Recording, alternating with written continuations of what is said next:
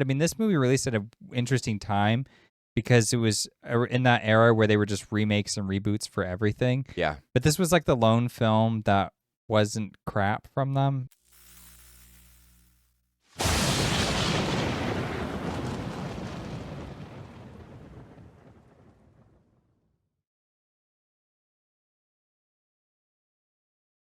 All right, hello, welcome to the HolmFront. I am Tyler, your host, and to my right, as always, is Mitch, my overly artistic friend. Mitch, Hey, what's up? I don't know why I did that. I don't either. Glad to be with you. Hello, what's up? Anyway, so we just watched a movie the other day, and from the previous video, you'll know that we did Blade Runner first, Yeah. the original 1982 Ridley Scott film, Harrison Ford. And in order to cleanse that palate, we had to watch That's what Blade we're doing. Runner 2049. 2049, which Vastly superior film. was my second introduction to Denis and his work. And I gotta say, it was a wonderful second introduction. I think mine too, actually. I think my first one was also Arrival, and then this one. Okay. Yeah, I didn't know about Prisoners until way later. I knew about Prisoners, but I Okay. just never saw it. But I remember some friends in college were really into it. They thought it was a cool movie. Okay. Yeah, and It's okay. I don't remember when I saw Sicario. But either way, we have Blade Runner. And this was arguably the film that probably pushed him towards doing Dune later. Yeah, I think this, if anything, kind of like Arrival sort of put him on the map because that one was critically acclaimed and it got a bunch of Oscar attention and stuff like that. And then Blade Runner, it was his follow-up, and I think he was kind of had the option to do whatever he wanted. I mean, this movie released at an interesting time because it was in that era where they were just remakes and reboots for everything. Yeah. But this was like the lone film that wasn't crap from them. I mean, there was probably, one or two others that were pretty good that I'm just not remembering. This is certainly a standout. Yeah. Yeah, and that's actually one of the points, just to jump in there, is that this is the way you do a sequel. Yep. Hands down. This is how you do it. If you're going to do a sequel, Improves upon, watch expands upon, adds depth and nuance, but also tells its own original story. Yeah, there's really very few complaints. So what is this movie about? Why don't you give us a quick synopsis? We'll go over a few things, and then we'll do a spoiler-free section and then a spoiler section. So the first film was about a human hunting down synthetics. And that follow closely along the book. Watch our video on Blade Runner. This film is about a synthetic that hunts down synthetics. So I believe it's also on Earth. I don't think it says anything else that wouldn't be on Earth. Yeah, it's on Earth. Yeah. So they're on Earth, and he is a synthetic after a bunch of other things have happened in the interim between Blade Runner, the first film, and this film. So apparently there's been uprisings, rebellions, and things. So the Nexus 6 and the Nexus potentially 7 have changed and have gotten their own free will. So now they've created a new breed of android, which is what Ryan Gosling plays. I don't know if he has like an official title or whatever, but he is a new Nexus that's obedient. And they create a baseline for him so that he doesn't ever deviate into free will territory. He just obeys, just does the job. Which is what they probably should have been designed to do in the first place. So Agreed. that you wouldn't have this problem. To but answer hey. your question of the previous video, like, why didn't they just make him so they didn't have free will? But so this explores that. Okay. And Denis does a great job of visually showing that. So it expands, like you said, it expands on the themes of the first film. It gives all the appropriate nods to the first films while also perfecting whatever the first film, was flawed. Attempting to do. Which, to be fair, the source material was tough to adapt in the first place. So that is true. You have this movie. Let's just jump into what do we like about it. What did you like about this movie? I mean, pretty much everything. I thought the casting was fantastic. I thought Ryan Gosling was really good as this android bounty hunter person who he kind of has to be towing this line over how much humanity he can let show, because the replicants kind of emulate humans so well that they have humanity to an extent, or they can at least reveal that they do. But then they also have weird, like, I guess, ticks, for lack of a better word, weird, like, deviations where it just doesn't quite match up with how you would ordinarily expect a human to react. And I think he strikes that balance really well. The other one he's paired with, Anna de Armas, is really interesting too, because she plays his like synthetic wife. She's not real. She's just like a holographic projection. And she's specifically built to be like this housewife or, this partner, essentially. yeah, a partner or like a love interest of some kind you could just buy and then talk to whatever at home. Uh-huh. Yeah, which is kind of weird, but that's depicting that future, right? But she does a good job because she's kind of like, so she just has to play up into like whatever she's designed to be. She would have even less free will than anybody else, I would assume.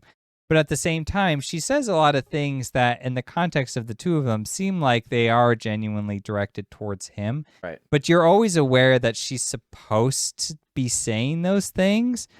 And so there's a few moments where she kind of has like some distinction for herself, and you get very lost, or at least I do. I always forget, like, I'm always like, oh yeah, but she's an android, so it's like I'm reminding myself that she's fake, and there are moments where the film is wanting to remind you as well, but you just kind of get sucked in, and I think she does a nice job of like, she's the depiction of that technology has gone so far that now it's like almost imperceptible from reality, if not for the fact that she is still a holographic projection. Well, and that's how she reflects Ryan Gosling's character too, because he's so close to humanity, but also backed off just enough to where he's longing for something but doesn't know what it is. Mm-hmm.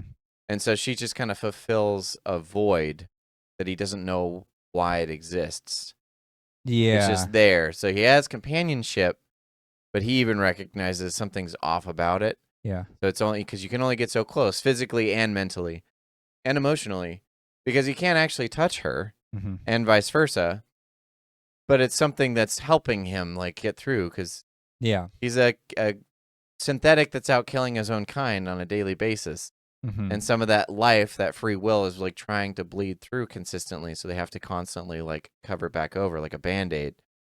Yeah, because it's not like he, goes out, does his duty, and then goes back to the police station and like hooks up to a machine and then just collapses. It's not RoboCop, yeah. Yeah, so he goes home to his apartment and then he like cooks dinner for himself, he sleeps and this kind of stuff. And whether or not he needs to eat or sleep is just sort of like irrelevant. Like they're designed in such a way that they just emulate humans so closely that these are going to be ritualistic behaviors. But the thing, of course, is that he can't actually procreate. That's like the one thing that they still can't do. But of course, that becomes the theme of fertility that they talk about in the movie. But I don't want to get too much lost in the weeds in there. So what did you like about this movie? Well, Denis, obviously, especially after seeing Dune and seeing what he's capable of and going back to some of his earlier works to be able to compare and contrast, that was fun. Because I had seen this movie earlier. I think I saw it in theaters. But then Dune came out, and then Dune 2. And I think he's working on Dune 3 now. And I love Arrival. Arrival's one of my favorite films. So, like, being able to see, like, a true sci-fi movie. Yeah. Especially not... And I had not seen the original Blade Runner before I saw this movie. So, it was just completely untarnished. But then being able to see the source material, I read the book and watched the original movie. And then to see what they did with it was also impressive, because it was like, man, this is a lot of tough material to get through to figure out some of the themes to, like, clarify and to put into a movie like this. He did a great job. Like, I really like the themes that this brought up, because it has a lot of depth rather than just kind of like throwing stuff out there for you to maybe consider, maybe not. For your consideration. Yeah, exactly. Yeah, just ask some questions. The other thing I really, really liked was the cinematography of this film. It is a gorgeous movie. Top notch. Roger Deakins. Magnifique. I was just looking up. So he won his first Oscar for this movie, but he'd been nominated like 12 or 13 times prior to this. I can't believe he'd had not one before this. I know, it's crazy. This gave him a lot of visual range, though, so I imagine that's why, is that they're finally like, oh, this is the scope. You can do anything.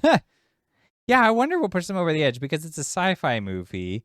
They don't usually go for that, but he has garnered just so much respect over the years, because a lot of his films, too, were like big Oscar movies. That's where he gets a lot of his nominations from, like No Country for Old Men. He did that film, which also looks gorgeous. Right. So yeah, I wonder what kind of was that tipping point, because they usually scoff at it. But this was in the same year as your other favorite movie, The Shape of Water. But this movie outbeat Shape of Water. How do you feel about that? Beat it how? In cinematography.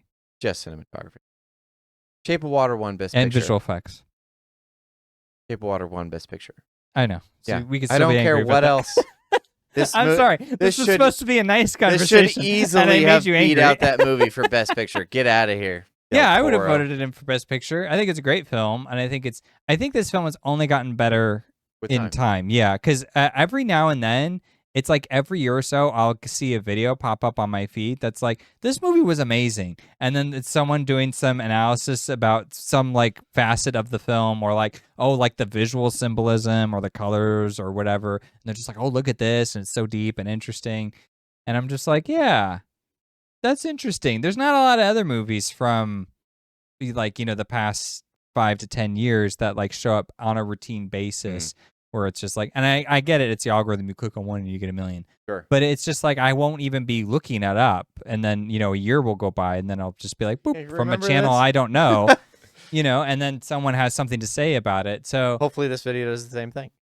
yeah, shall I mean, see. I feel like this movie just really is like kind of like lightning in a bottle almost. If maybe that's too much to say, but it is a film that I do think is really going to sustain itself over the long haul. So you think it has the potential of being as influential a cult classic as the original? Yeah, absolutely. But I think it's responding, like the people who respond to this movie, it kind of captures a broader audience, because the original is just kind of like, it's that cult film basically, right? And that's just its audience is sci-fi fans and people who like kind of cerebral, specifically heady movies. 80s sci-fi. Yeah. Yeah, it has that feel, like it's kind of a product of its time, even though it does shine amongst other 80s sci-fi. We'll give it that. Yeah, Dune specifically. Okay.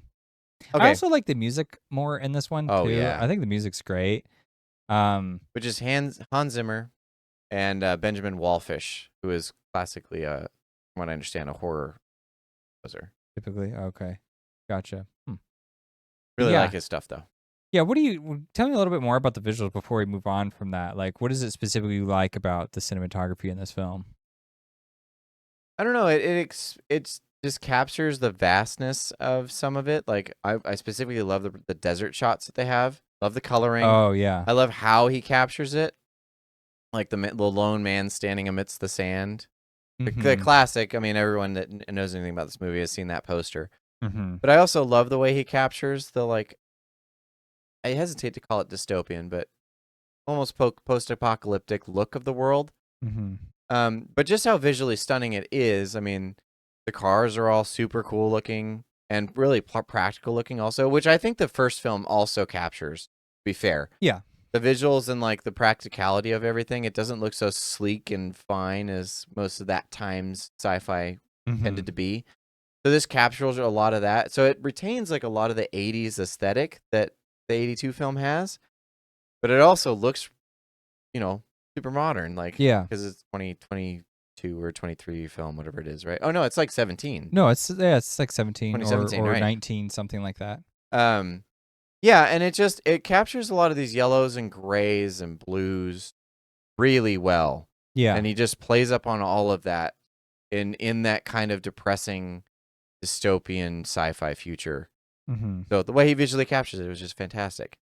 And also the set design helps with that too, obviously. But yeah, I also really like the interior shots for the Tyrell Corporation or whoever the Wallace Corporation. Wallace Corporation, yeah.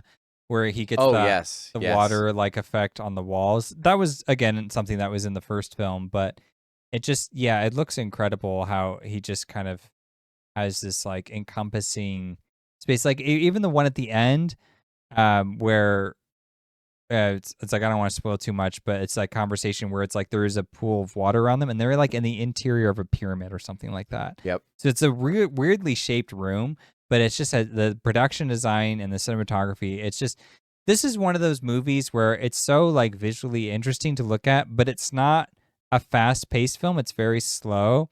And so it's one of the few films I will actually throw on for background noise because I almost never do that. It's like I'll just get distracted and watch the movie.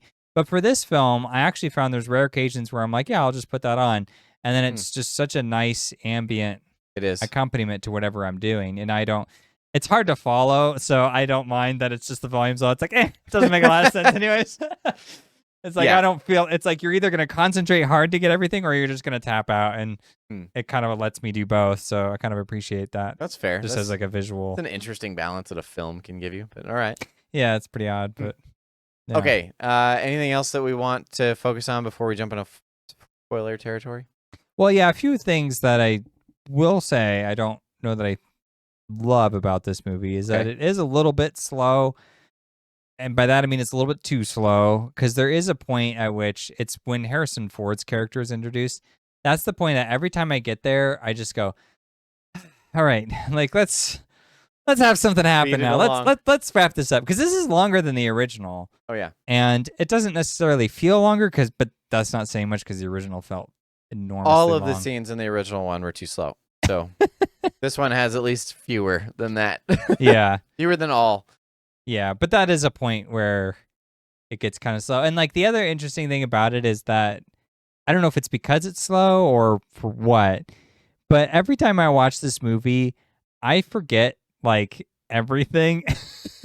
So then I watch it and I'm like, so is he a replicant or is he really a person? And so like, because when the movie starts to balance that question, I'm just like, yeah, I don't remember how that resolves. I wonder if that's a testament to how good the movie is playing that theme, or that it's failing in that theme. Yeah, I feel like it's good because, you know, I get sucked in and I'm like, okay, I got to figure this out. I have to figure out the puzzle once again, because I just can't remember it.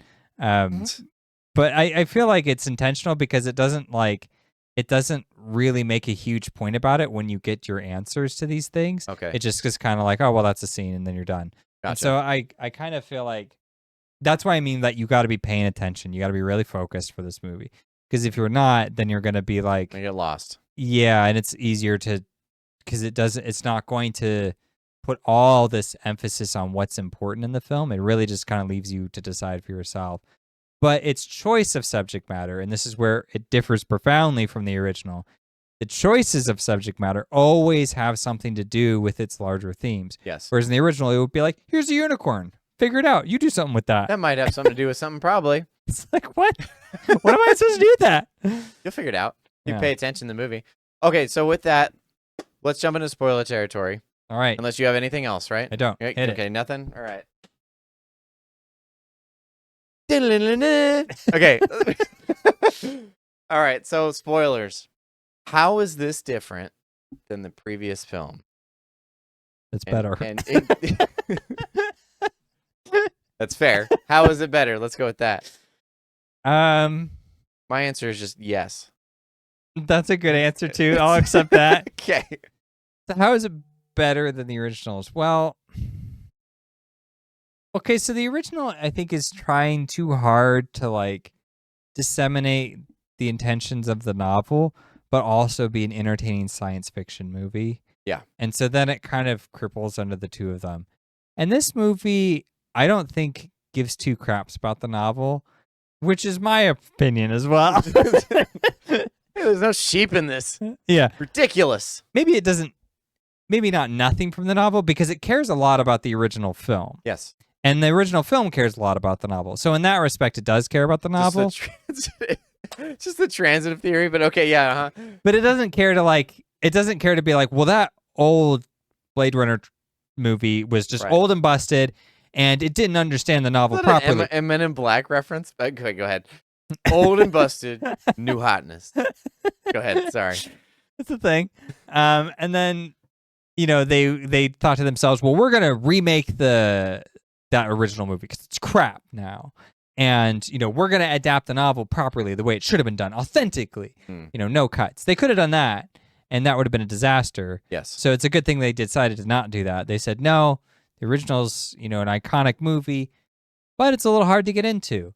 So, and it's hard to get into because it has stuff like the enhanced scene, which takes 5 minutes longer than it needs to be, and weird unicorns. So instead it goes, well, no weird unicorns. If you're going to put something in this, it has to have a meaning there. Sure. And so now it does, and then you can figure it out, and you can piece it together, and even if you can't, it'll, you know, work on your subconscious, and you can just enjoy. Got it. That's one way it works better. The other way is that, you know, those elongated scenes are less, for one, but when they are long, it's like they do those things as like, It's a little nod, and it's context specific. So there's one scene early on where they have these bones from this corpse that they found that they discovered that Kay picked up, and Kay's Ryan Gosling's character. And there's someone there, the mortician or whatever, and he's like going through the camera, and then there's that moment where Kay's like, "Wait a minute, go there, enhance." And he says it like 2 or 3 times, and they're like, and it's like going through the camera and like getting closer and closer. But see, 3 times was enough. 18, Right. way too much. Yeah, they just made it more succinct. Like, all right, we're just gonna get. This is the point we're getting to, and this is how we get there. We don't really need to expand on that too far. Right. It's still slow, mind Right. you, because he had to say it 3 times. But it wasn't so exhaustively slow that Fair. you started to question your own sanity. Fair. Or whether or not you were, in fact, a replicant. So that's why I think it's a superior film, mostly for those reasons. Okay, fair enough. Okay, I think it. Yeah, you made a point earlier, and I'll just steal it. Is that it was more focused in its themes. Mm-hmm. Like as you were saying, the sub themes really play into the larger narrative, and therefore it doesn't like disseminate so much that you're constantly trying to follow rabbit trails. You get lost along the way. This one actually just kind of follows a through line, and some of them deviate a little bit, but just in strengthening the larger narrative. It doesn't like try and introduce a whole bunch of new stuff just for the sake of new stuff. They support rather than distract. Right, and it's not trying to appease a sci-fi audience and the original fans of the book and the original fans of the film. It's just trying to expand on what the original film laid into place already. And so I'll jump into further themes now for in spoiler territory. And since you kind of like encapsulated the wider vision, the one thing that I really loved about what they were doing is how life emulates life, how like our creation would eventually just start to emulate us so closely that you begin to question like whether it actually is now because it exists. Mm-hmm. And the way that they do that is that the bones that you had mentioned, I believe, are Rachel's bones. Yeah. And so they find out that it is a replicant, but not before they find out that it had given birth at one point. Right. So it's buried in the roots of a tree next to where a replicant that Ryan Gosling retires lives. Mm-hmm. So he retires the replicant, finds the bone, the box bone box. There we go. Jeez, kind of stroke there. Ossuary. Mm-hmm. Digs it up, pulls it out, and then they find out that not only had she given birth, but she is a replicant. Yeah. So the previous film ends with the fact that they say that Rachel's special, and that she doesn't have an expiration date. Essentially, live for however long. It doesn't tell you how long or what. But that's only in some versions. Sure. The version we watched has that scene. So I have not researched all the different versions or what all they have or what the theories come around, but that version did. But Deckard does run off with her. All the versions do support that. Yeah. And so the thing is that Deckard ends up being able to have a child with Rachel. And so basically what it's saying is that these androids, our creations, have developed into a way that they can now create life, which is something that the previous ones could not do. Yeah. So they've perfected this, and that's a theme of the film because even the man who is played by 30 Seconds to Mars singer, I always forget his, the guy that plays Wallace. Oh, Jared Leto. Wallace is the head of a new corporation that took over the Tyrell Corporation, which created the previous androids, and he's trying to replicate what they had done in order to build the Nexus 6. He also finds out that Rachel was able to give birth. And so he's like, well, that's the perfect life form. Yeah. Because it's our creation. It's synthetic. Right. So I can basically create it however I want, and it can create new life. Mm-hmm. Why would I not want to do that? Mm-hmm. And so he's just kind of this crazed, almost maniac. God complex kind of character. Right. But also brilliant. Yeah. And so his motivation is to find out how they did that, which through doing that, he has to find the life that was created. So the focus of the film is finding what life this is. And even that's interesting, the questions that poses. But I'll let you riff in case you wanted to add anything to this conversation before I continue on. No, keep going. I don't have anything to add there. So Ryan Gosling, through trying to find this life, because he also is tasked with that, but he's tasked with eliminating it. Yeah. So from the LAPD. The LAPD says if word of this gets out, it can cause chaos. because of the implications of that. Right. So you need to eliminate that life. And Ryan Gosling, the way that they kind of play with the narrative is that since he's obedient, this is his model, is that now he has to go into territory of not killing a replicant, a synthetic life. He has to kill life that's been created. Yeah. And this is part human, part synthetic to create life. So now we don't know what this is. We don't know what territory this goes into. Yeah. He just knows that this is not part of my original primary directive, and therefore, like, how do I square that? Because, like I said, that free will does bleed through, but now it bleeds through because he's not just killing his own kind, he's killing something different that is not quantifiable. So he finds it. The interesting thing about this new life is that it is not perfect. That's one of the things I loved about this movie, was that the new life that's created is something that has to have like this dome around it in order to keep it alive. It's got a compromised immune system. It's brilliant. It's fun. It loves creating things, but it's not a perfect life form. So it's not what they think it is. Yeah. But it also, because of that, is able to hide in broad daylight. Because people wouldn't suspect that that's anything but just a regular life form with complications. Right. But they do use her. I don't know how exactly. I don't think it explains, but she is the one that implements memories into the new synthetics. Yeah, she creates the memories so that for them to have. Right. But she's supposed to create the memories as like just creations, not something from her own memories. Yeah. Yeah. She's not allowed to use real memories. It's illegal or something like that. But as she describes, an artist always puts a little bit of themselves into their work. You can't help it. Right. And so she's like, inevitably there is some truth to some memories most of the time. The curious thing about that is there's this red herring the film pulls you along with, where at first this memory that Kay has seems unusually real. And as he's looking for this person who's supposed to be, birthed from Rachel and Deckard, he starts to think that it's him because his memories are becoming validated as they're real. So he gets confirmation that his memory is in fact true from the past. Yep. And so he's like, well, if someone lived that, then that would probably mean that it's me, because then I'm not actually just a synthetic. I'm something in between. And now, of course, that makes me the target and has all these other implications. It sort of like validates his existence. And those validations pull him towards free will. Because he's made to be obedient, they start to justify narratively how he's able to be pulled from this obedience, this, they call it baselining, into something different. So between that and Ana de Armas's character and her love for him and his connection with her, and she's providing this extremely human interaction for him, starts to create something new that doesn't belong in him.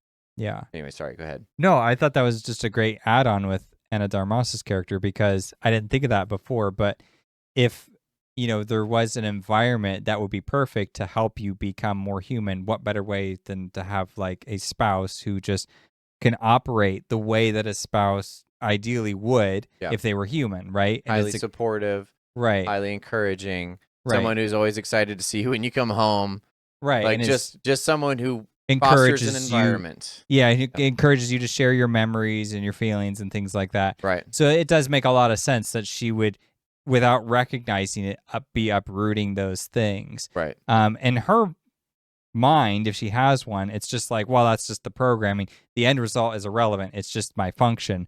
But to him, it's like actually producing an actual result. Right. And you start to wonder if it's producing a result for her too, because again, it's hard to tell. Right. And threading blurring that line, those lines, is something that Blade Runner always does really well. And this is like one of the best uses of it, where you're really just, despite the fact that you're following two synthetic characters, maybe that's also why it kind of works, is that you don't have any other humans to connect with. Maybe. Really? So you're just kind of like, well, I guess I'm latched on with these characters. Because, I mean, that's a dicey move in another scenario, right? To be like, well, you're following the perspective of a robot. Sure. Sell that to Hollywood. But with the themes that it's giving you, I mean, it's apropos. It fits. So, and that's where Ana de Armas really shines, is that she's able to bring so much humanity, because she And I think that's probably why they hired her on. But she has this very young, youthful face. She has a very like innocent complexion, and just the vibe she gives off screen. Well, yeah, like even that scene where he disables or he disconnects her from like the device on his ceiling to move her that follows her around, makes her mobile essentially. Yeah, portable. And he's like, where do you want to go? And then they go up to the rooftop, and then she experiences the rain, and she's like responding to it. Yep. But like, she can't really feel it or experience it.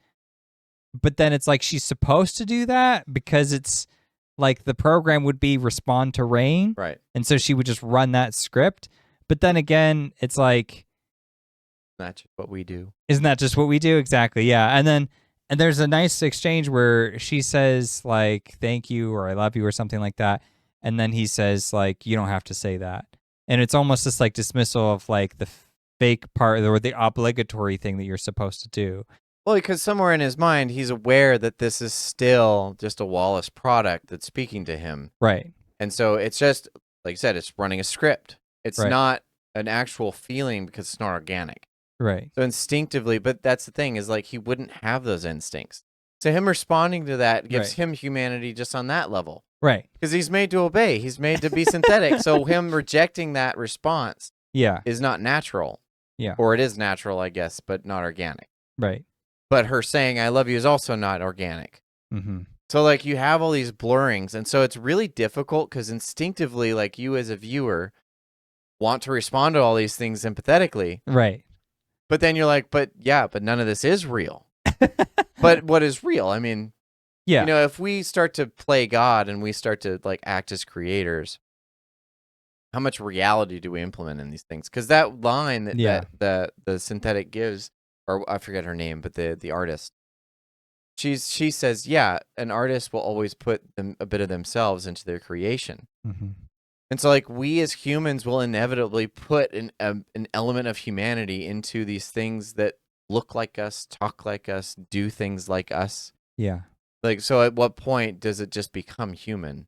Right. Because if you're writing a script as a human, right, then it has a trace of humanity that goes into it. Right. And so then the question becomes, how much of that trace or connection to humanity do you need to get this like definition of humanity, right? Right. Because like you get lost in the scene, but then like she starts to glitch out, and then she like freezes and can't move or whatever. And then he's getting a call at the same time from work. Yeah. So it's like interrupts it, and then there's like dial up whenever someone got a phone call. Like, yeah. Yeah. So it's kind of it's a great way to end the scene, because then you're like, oh yeah, okay. Just so kind of now affirms your intuition. You're like instinctive distrust of what you're seeing. Because your eyes will deceive you, right? What's the term? Believe half of what you see and none of what you hear, or whatever. Mm-hmm. So like this is kind of embodying that. 'Cause it's like, I'm hearing all these things that sound familiar. Yeah. But there's nothing behind them that I know needs to be behind them.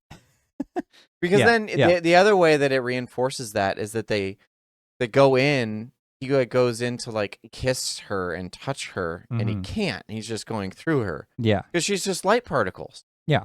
And so for him, like, you can't, encapsulate the realness of this feeling with something else, with another sensation, right? Yeah. You're limited to a series of senses. Mm-hmm. When in reality, when you have that connection with someone, like, you want to put all of the senses into it. Yeah, yeah.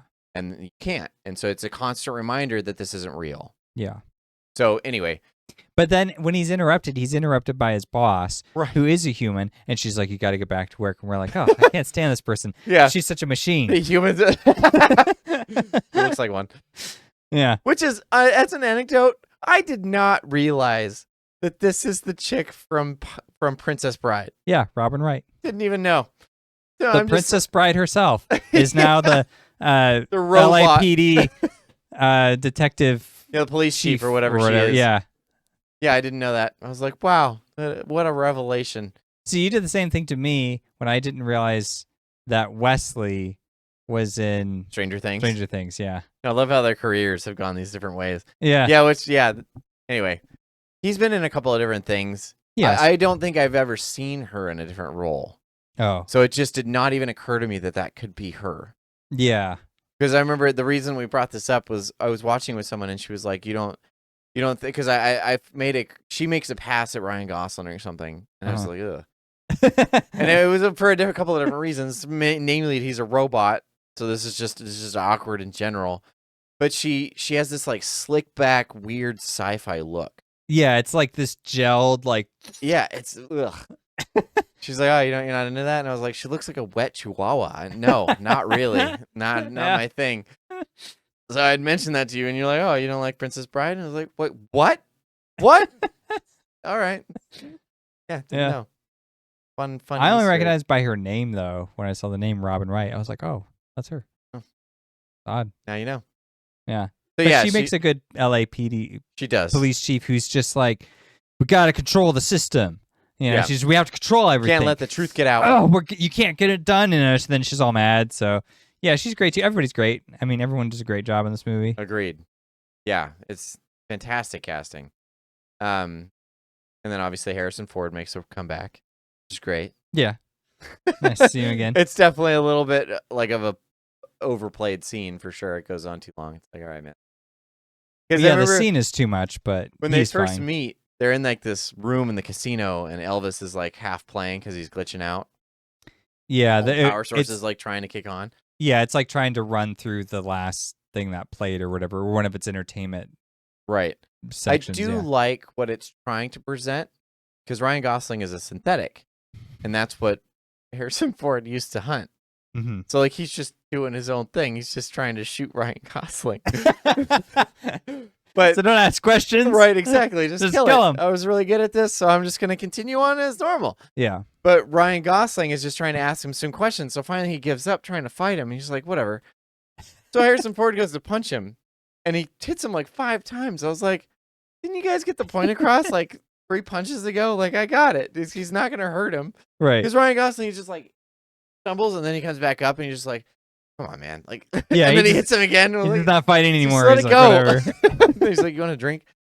I love there's a scene in there, though, that is a callback that's like really thoughtfully done, because it doesn't have to try too hard. But Harrison Ford has a dog with him. Yeah. And Ryan's like, is that real? And Harrison Ford, he's like sipping on his drink. He's like, ask him. Yeah. It's like, I don't know. It doesn't matter. I got a dog. Yeah. It doesn't matter that it's real. But it was like a thoughtful nod to like the previous film and to the book, because the book heavy themes on animals and life and whether they're real or not and how expensive they can be. Mm-hmm. And he just has a random one that lives out in the middle of nowhere, in the middle of nothing with him, because he can sustain himself out there while also hiding. And that was one of the other themes, is that he knows that he has produced a life with Rachel, but he also knows the implications of if anybody found out about that and what they would do to her.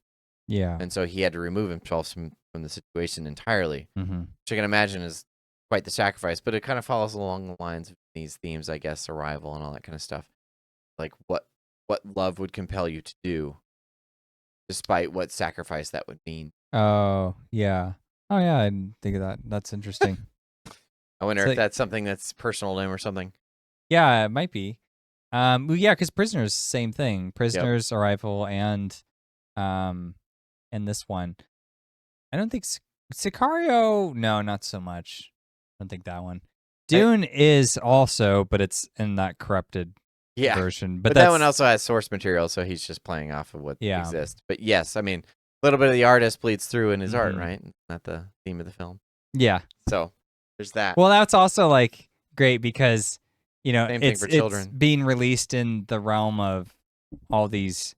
I mean, especially like Disney was just like pumping out remakes and reboots at that time of their own stuff. Yeah, of their own stuff. Yeah, so they were just so weird, lobotomizing their own, just cannibalizing it. Yeah, it's just weird. Eating yourself. Okay. A lot of it was not working. And then this came out, and then he's like, "Well, I'm actually going to put myself into this piece now," and then it becomes something that's a little much better to receive because you're like, "All right, well now this is like a passion project for you." Right. And, it's faithful to the source material in many respects. Sure, it's not as faithful as maybe it could have been, but it just doesn't matter because what it lacks in those departments, it fills in with the uniqueness of this other artist working behind it. So, or artists, as the case may be. Yeah. I kind of liked too this other idea. Can you continue along with this theme of like Ryan Gosling's character and the real and the unreal?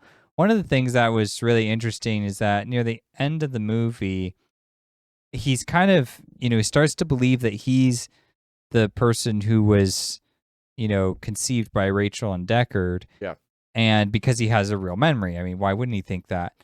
And then he gets picked up by this rebel group of uh, replicants, and they tell him that like, no, it's not you, but that's what we all feel because we all get memories from the person who is the real source. And so we all have this moment where we feel like we're the chosen one, or we're the one who is, is an authentic real self, but we're not really. And what we have to do is make any sacrifice possible, even give our lives, to make sure that like the future can have people like us to have that freedom to have their memories and everything like that. And then he kind of like, he doesn't really respond too strongly to that, but then like in his actions, it shows up later where he tries to reunite Harrison Ford's character with his daughter. So Deckard gets to finally see his daughter because he had been in hiding this whole time. And he's like, okay, well, that's like the human connection. So let's create that memory. So I just thought that was really interesting because he has to kind of like let go of the fact that it's like he's still a machine or a replicant of some level, Right. and that he's not really human. And he doesn't really have a hard time doing it either, which I find fascinating because the scene before that is when he has or what's her name, the crazy leg kicking lady. Oh, Love. That's her name. Love? She works for the Wallace Corp, LUV. Oh, and, that's right. Yes. Yeah, so she ambushes and captures Harrison Ford, and she just leaves Kay to die out there, I guess. But before she does that, she kills Anna de Armas's character. She just smashes her because it's like she's attached to this little device. So she dies, and then she's like tries to say like I love you right as she's, cut out of existence. And then Kay doesn't really bring that up or react that much. Like he reacts in the moment, but he's like kind of beat up and he's like wounded and stuff. So it makes sense that he can't have like an immediate emotional reaction. So they kind of like skip over to the next scene. But then I was like, it never really comes back. And so then it makes you wonder like, okay, well, this is the character that we've spent the whole movie with. I had an emotional reaction when she died. I was like, no. So then it's kind of like, it's like this, this question of whether or not what makes you human and what counts. Like you mentioned earlier in this conversation, you're like, well, he's a robot. And I was like, well, and I wanted in my head, I was like, he's not really a robot because he has like, he bleeds like a human. He has like organic parts that make up who he is. And then I was like, well, that's interesting. If he has that, and I would be feeling comfortable calling him a robot because that doesn't seem appropriate because I would think machinery when I think that, then what does that say of what he is? But then I have this other scene where he doesn't really have the emotional response he he probably does take should. vengeance. Kind of, but I mean, I don't feel like that's his driving force. I mean, the scene that resolves it is that he's walking somewhere in the streets, and then there's an advertisement for her, and she looks a little different, right? But it's just kind of like a different model. So clearly, she had been customized to his liking when it was in his apartment. Right, and he went for something so much more traditional and straightforward, and than what the ad presents. But the ad, she calls him Joe, which is the same name. Which is the name she gives him earlier in the movie. Right, so it's almost like something he's just imagining, probably, rather than like he's implementing that reality to that interaction. That could be one way to take it. I just thought it was indicative of that she isn't a real person because a real person would have given you a unique name. Do you think that was just a name that is implemented in there for her to give to whomever she's interacting with? That's what it seems like. Like it sort of does. Maybe it does a profile scan and then comes up with a name that the AI or whatever thinks would befit what it's seeing. Gotcha. So when it sees him, it comes up with the same name because it does the scan and gets the same answer. And so it's not going to give him a different response because it's not a different person. I see. Do you think that removes more of his feelings on the matter of her dying? Is like just reinforces the fact that she wasn't real. None of that was real. There's nothing to miss. I don't know what he was internalizing because he's a weird robot person. Yeah. He plays that really well. It's easy to, he just makes it blend so well in the movie. Mhm. Can't really tell what his feelings are.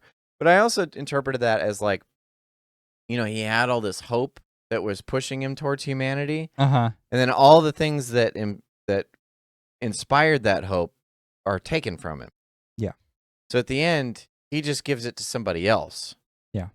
And then he lays on the steps and, whether he dies or not, I'm not really sure, but seems like he's going to, but we're not yeah, sure. almost like he does commit self-sacrifice. Yeah. For the human character. Mm-hmm. So I'm wondering if that's what it was, is just him settling himself into the reality that he isn't real and that he won't be. Yeah. But there is something that his kind produced that might be real, and therefore it's, he's just going along with the philosophy that the other replicant gave him. It's like, yeah, we just need to make sure that survives. It doesn't matter if we do or not. Yeah. We're not real. Right. Yeah, see, that's what I took from this ending, and then I just thought it was kind of tragic because, I mean, no one should die feeling like they don't matter or that they don't, like, they're not a real person. But he's not a real person. So, but then it's like, how do you square it? Yeah, so like it just definitely, like, the film does a really great job of making you question it. And again, it's harkening back to that original without, doing so in such a, ham-fisted way. For example, in that original, when the last android dies, he like shuts down or whatever, he's in the rain. And Kay's character lays down on the steps in the snow. And so I was like, all right, so it's like rain to snow. It's like they're in some kind of elemental environment. Yeah. And so I was like, well, that's a nice like visual metaphor. You could probably do something with that. But also like it just fit this movie too. Because when it's snowing there, I'm like, well, this is still LA. Like, where is she in LA? I mean, I guess technically you don't have to go that far to reach an area where there would be snow. But it was kind of like a like, that's fair. Like, you'd have to fly somewhere. You can't just, like, it doesn't really snow in LA. I don't know if you know this. Yeah. For those of us who live close to it, no snow. But you can drive like an hour and get to a place that does. I suppose. Yeah. Who knows? I mean, it is all kind of suburbanized now, so maybe it is somewhere up higher elevation or something. Not LA actual, like what we think of LA, but who knows? She must be outside of LA. That's what I've determined. We'll give it another 30 years and we'll find out what it actually is created. We're not that far off from the film, right? Yeah. By the way, it was just like, visual poetry so that they rhyme. Love that we quote that all the time without actually having like given any context as to what that means. Just like poetry. Just like poetry so that they rhyme. Just look that up. You'll find it. It's for any interested in Lucas. Okay. Anything else that you would like to add about this film? Well, I'll pass it back to you. I just said a bunch. Do you have anything else to add? I don't think so. I think for the most part, like, they're deep themes for sure, but it's not, especially because we just did a whole episode on Blade Runner and like really caught those themes. This one just picks the ones it likes, solidifies them. But like we said, it's super focused. So there's not a whole bunch else to say. It is a lot of interesting questions about life and what life is and what it can be given time. Because technology doesn't seem to be too limited, especially as time goes on. So like eventually you might be able to make something like these. So it would create a lot of these questions, because like iRobot does the same thing. But that's a lot more worried about making something doesn't look so much like life. And that's also based on an old sci-fi novel by Asimov. And he has a lot of similar questions of like, what are the dangers of creating intelligence? That's not God created, but man created. But in that film, they're robots that don't look so much like humanity, but they do emulate humanity on like a psychological level or emotional level. This one really wants you to like be visually deceived as well. So it really harkens into those themes, but the themes are still the same. And so it's like, if you see something that makes you instinctively act or think this way, but that it's not, how different is that as opposed to just seeing if you didn't. Yeah. So all very interesting themes, but yeah, I think we've encapsulated it all. I think I wonder too about like whether or not you believe humanity changes over time. I think if you believe that, And what change means. yeah, and what change means and actually looks like. Because I mean, you could create a profile for what a human being like would do given circumstances. Sure. Like for example, if you were to look at a primitive culture, you might instinctively think to yourself, "Oh, well humanity clearly changed." But it's like not really. You could also argue that they're just acting and behaving in the way of their context. And if we had been born in that context, we would have done the same thing. Yeah. And if they had been born in our context, it would have been the same way. I mean, there's like microevolution, I suppose. You could get into that, or evolution in general, if you believe in that kind of stuff. But I'm just saying, like, the idea of like, does it change? How much does it change?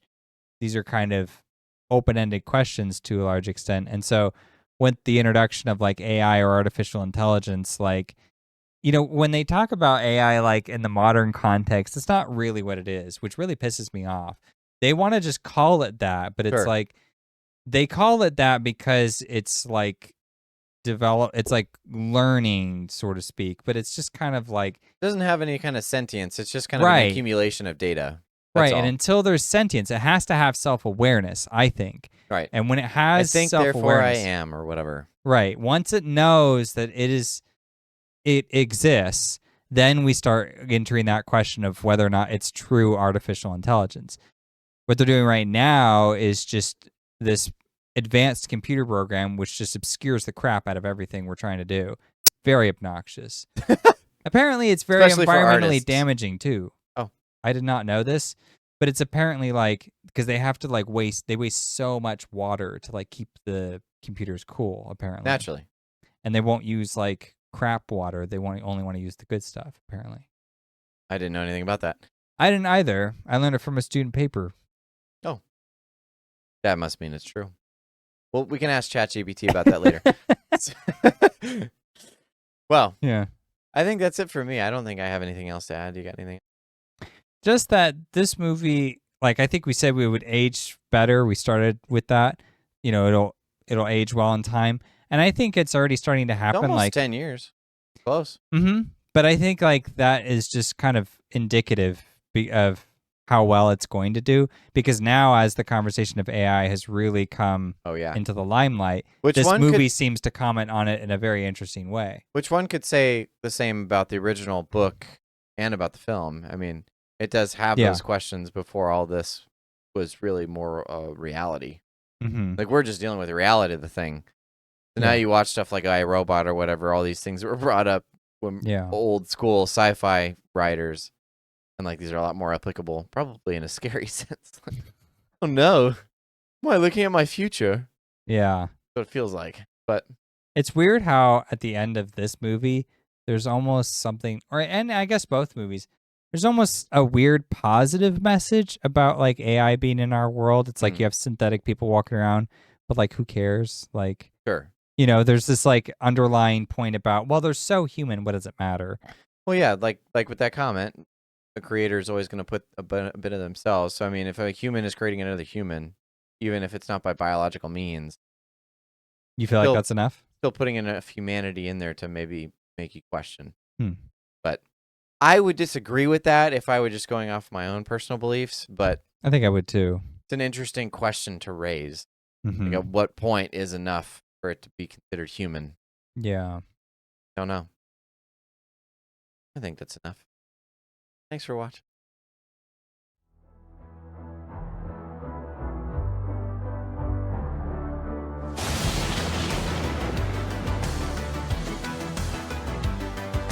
So you made it to the end of the video. If you liked it, please consider subscribing and leave us a comment. We'd love to hear what you thought.